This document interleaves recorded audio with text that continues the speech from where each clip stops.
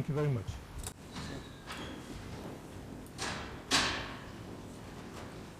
Thank you.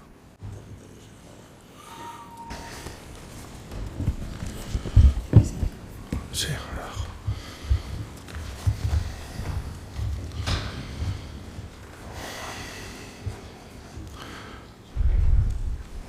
Thank you. Sorry. Well, what I wanted to say, as I have conveyed throughout the trial, is that I was told that on the day of the final statement, I could say a few things. What I saw, well, I want to share it with you, but I think that the best thing I can do is to say, well, just as I am.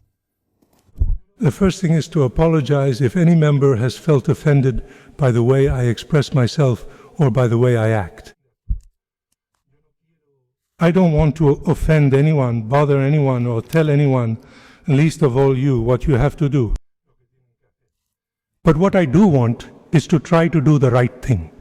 What is the right thing? Well, it's not involving anyone else who has given something without wanting to get anything in return. No benefit. The only thing they've done is work with your state's law enforcement agencies to help them do their job.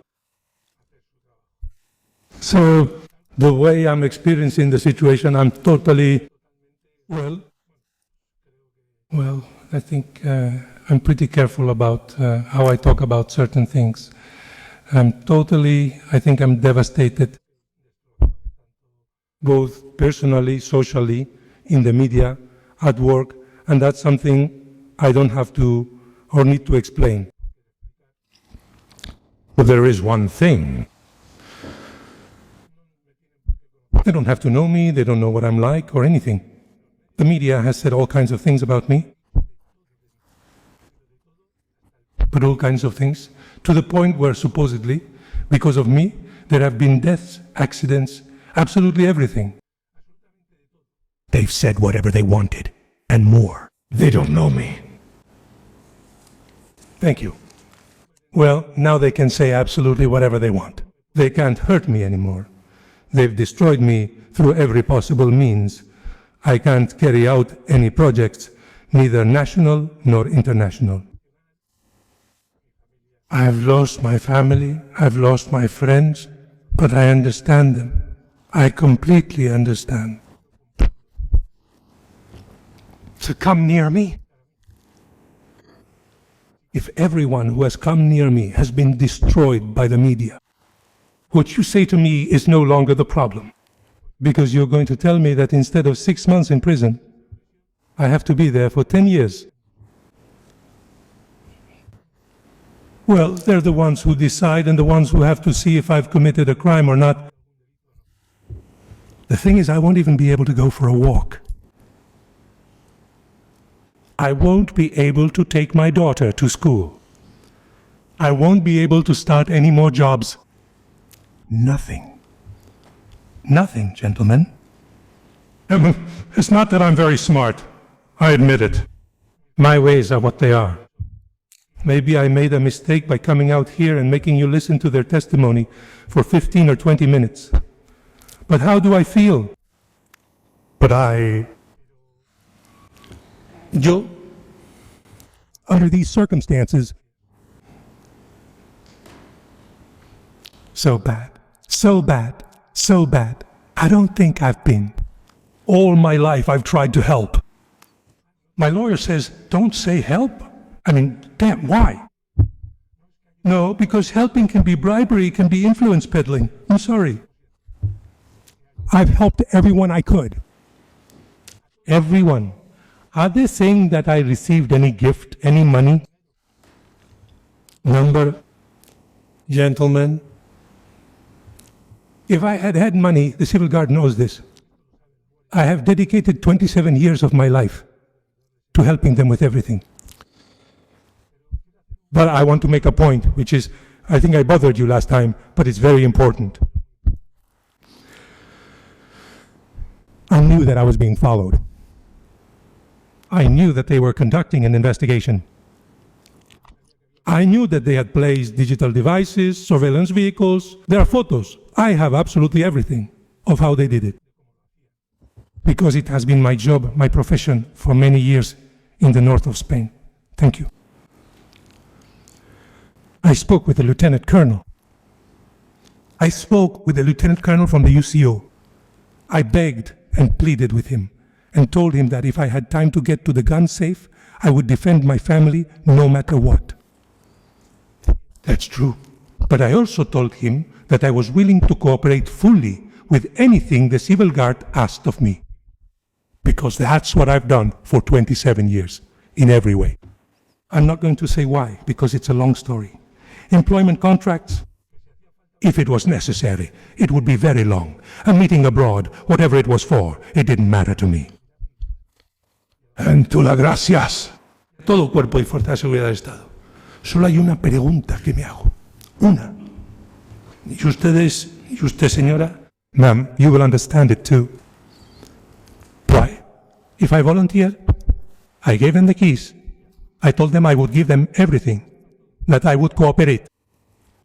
They had to come in with a tactical team, armed to the teeth, with their fingers on the trigger, with a protective shield.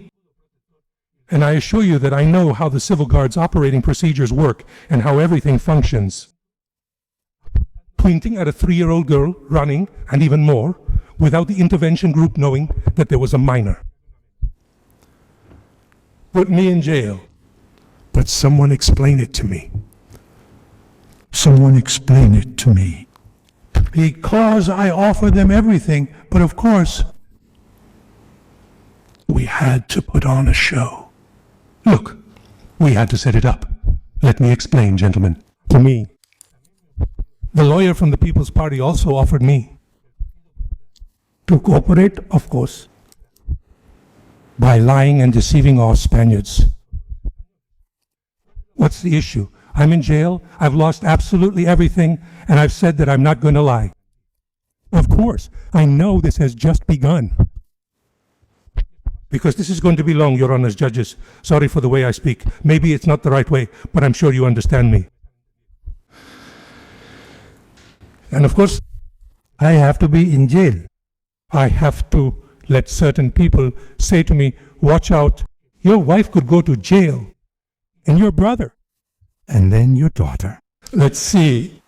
Okay, they've told me that. Of course, they've told me that. But what is it? Because I think differently. Is this how we're going to work? Of course, Spain has many flaws. A lot, really.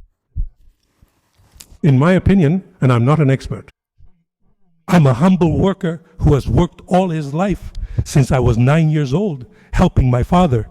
My first contract was at 15, and I've kept working. But there are little details that I can't explain, I can't understand.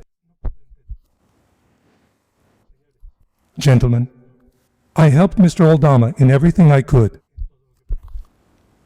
With his mother, his father, his brother. By the way, his brother is a police officer, a great professional, one of the best I've met in my police career. And his other brother, in everything. There's a problem with a Spanish company somewhere, I don't know where. Go there and meet with them. There's something else somewhere else. Go there and meet with them. In everything. There's a problem at the airport. I don't know. Go there, ask them, and see what's going on. If you tell me that I have accepted even a single euro from Mr. Aldama, no. He is lying. I submitted to a face-to-face confrontation, a polygraph, whatever it takes. Because I know I'm telling the truth. I have nothing. Nothing. An 18-year-old van, a car I'm paying in installments. All the mortgages are being paid in installments. I've slept in the car to save money. The UCO knows that in my house. The Civil Guard knew that when they were following me. Because I slept in the car to save money and they were following me. My mother-in-law has paid for my daughter's school. All the jobs I did. And it's true that I helped Mr. Avalos when he was earning 1,200 euros. I can give you 700 euros to help you. Because he gave me an opportunity. And I'm grateful. It's true. But ever since I left the ministry, I've always tried to work. That was what worried me the most. It was the only thing I wanted, and for a reason. And you'll understand, they've talked about chistoras here. Yes, they're 500 euro bills. It's a concept we've been using with the Civil Guard for 15 years in Navarre. It's absolutely true. But because the Civil Guard didn't pay me, as the prosecutor said personally, they gave them to me to exchange, because you have no idea how bad it looks for a Civil Guard to go and exchange them. And I used all my friends and acquaintances to be able to exchange that bill. It's not that they paid me or that I kept it for myself. Not at all, not at all, absolutely. Many people have given me 500 euro bills, and I tried to get rid of them. Why? Because nobody wants them. I didn't keep them for myself. I don't have millions, and I haven't been paid anything. My life has been pretty humble, and the Civil Guard can vouch for that because they're there. By the way, in the WhatsApp messages from Mr. Abalos's house, there are photos of the damage in his house that he sent me, and everything else. And I could prove that too, just like so many other things I could prove if I had the phones. But no, there are members. I'm not talking about the Civil Guard, which for me has been one of the pillars in my life. 27 years, it's not me saying it, they say it. 27 years helping them with everything. And the only thing I asked was that they didn't point a gun at a little girl. The nerve, sorry. But the only thing I want to tell you or mention is that if I had, with the phones, I could explain everything to all of you. I think the truth, and the truth is that I've been offered the chance to lie, and in exchange, I would end up in jail. Someone will have to explain that, because there's one thing my father, who passed away, taught me. Besides being a great hard worker and raising his 6 children very well, everything you say and promise when you give your word, keep it. Gentlemen, I guarantee that what I say, I can prove. That's the only thing I can do. I don't have any money. I haven't received any gifts. I've worked myself to death, and Mr. Aldama knows that. The thing is, he chose the easy way. He says he talks to the president, to Minister Angel Victor Portito, a great politician and still a great person. Or with Maria Jesus, the minister, no less. What is she like? I don't know, with Fernando, Mr. Fernando. Yes, I've spoken with him. Yes. With Mr. Felix Bolaños, of course. By the way, all of them, when they weren't ministers, when they weren't important people in Spain, I have helped them in every way I could. But, of course, now I have to be set aside, just like they set aside Mr. Abalos. Why? Well, the first thing to find out is, of all the devices of mind they have, what is true and what is false? Who is who and how? Because the UCO, which is a department of the Civil Guard, that is quite effective in some cases, are neither magicians nor mind readers. And I repeat what I said at the beginning. And if it fails, no, there are a lot of things to fix, all in due time. I think this has just begun. And I know I'm going to be the subject of, I've still got more to go. I've still got more to go. But I do want to say thank you very much. Your Honor, the right to a final statement is to express something in your defense related to the subject matter of these proceedings. Have you finished your statement?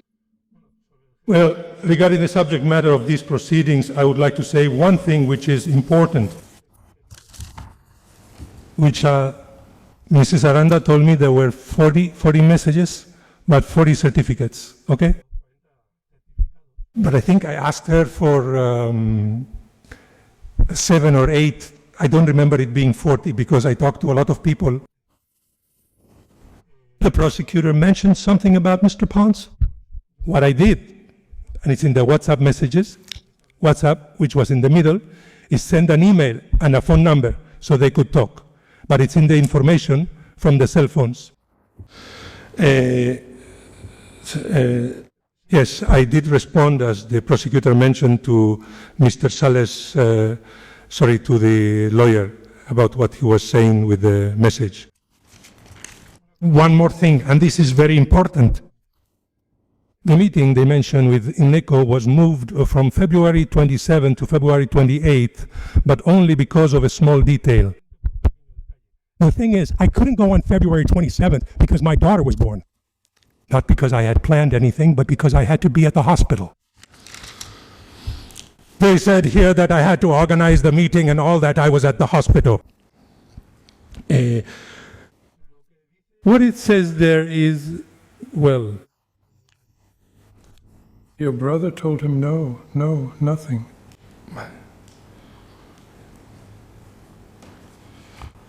no.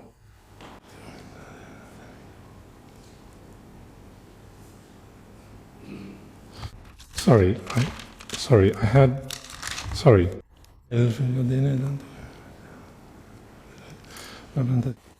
Okay, one thing I said about my brother, sorry, but I had the wrong page. My brother, when he went to the Dominican Republic, they said, although my lawyer said it, he's still with that partner. I mean, it's not something made up, but she explained it very well. And he claims that the recordings are accurate. We'll see about that later, tomorrow, since that's not being discussed here. The president had the correct report. The masks included logistics and transportation, which no one has mentioned. Well, a motorcycle and the car that I bought from the person Mr. Aldama pointed out to me, who was from Navarra. The transfers have been made. There is nothing shady. That man went to the Dominican Republic, and it's been said that he was either a good friend or not a friend, and it turns out they left him stranded there, and I helped him as much as I could. Let's see, sir. The only thing I want to tell you is, of course, damn. I haven't received any money. If I had had money, I wouldn't have been looking for a job and asking for a loan to go find work in Latin America. The UCO knows that I asked for a loan of 17,000 euros to go to Latin America to start projects. It's all there. If I had had money, I wouldn't have had to ask everyone for a loan. There are the WhatsApp messages, everything is there, the money, how it comes in and how it goes out. But there's something more important. They wanted to drag in to my ex-partner, to my ex-wife, with a WhatsApp message where I said at the meeting or during the elections about €1 million in sausages. All right. It's true that I'm a bit of a show-off, but I'm going to tell you something that's a detail from everything Mr. Aldama has said, of everything he's helped him with, which is true, but he hasn't given me absolutely anything. It's true that he's deceived me, but he's lied to me. And at the meeting, he was there. A gentleman from Andalusia, a businessman, and 5 other businessmen. That same night, I sent that message. There should be security camera footage, and there are photos showing Mr. Aldama with 4 other people and 1 more person, 6 in total. They told me, just the way you work, because I don't have any degrees or anything like that, but your willingness to work, your effort and your sacrifice. I told him that it's on WhatsApp with my wife, my partner, who was my partner at that time. When I get there, I'll explain it to you. I explained to her that I had to be in Latin America for 4 years without coming to Spain. And with that, I would be able to solve all the financial problems we had, all the debts we had, even with Mr. Aldama still around. All of that is reflected there. I just wanted to say that. But there's another small detail that's important, which maybe isn't for here, but I was offered that all this would come to nothing if I got involved or said everything about the government. There are 2 media outlets which met with me. And what I'm saying, I can prove. I'm not just talking just to talk. Simply to lie and deceive all Spaniards. Because look, here's the thing. Mr. Aldama, that Is something that no longer has to do with behavior that you will have to assess whether you want to do it or not. But what you can, or what you are being asked about, or what you can intervene in, is so that in relation to what is the subject matter of the case. You can, well, a matter at issue in the case in which this is important, Mr. Aldama says, okay, that's it. They have talked here about the companies he has opened in Portugal, about the companies he has abroad, about the fact that he has several fraud allegations against him. From the tax office, which I don't have, okay, for several millions and millions and millions. Mr. Aldama is living at the expense of all of us. Why? Because he put Mr. Ábalos and Koldo García in jail with lies, and this is a fact. You will have to decide that, but this is the only truth. Because the only one who has companies outside of Spain living at the expense of all Spaniards.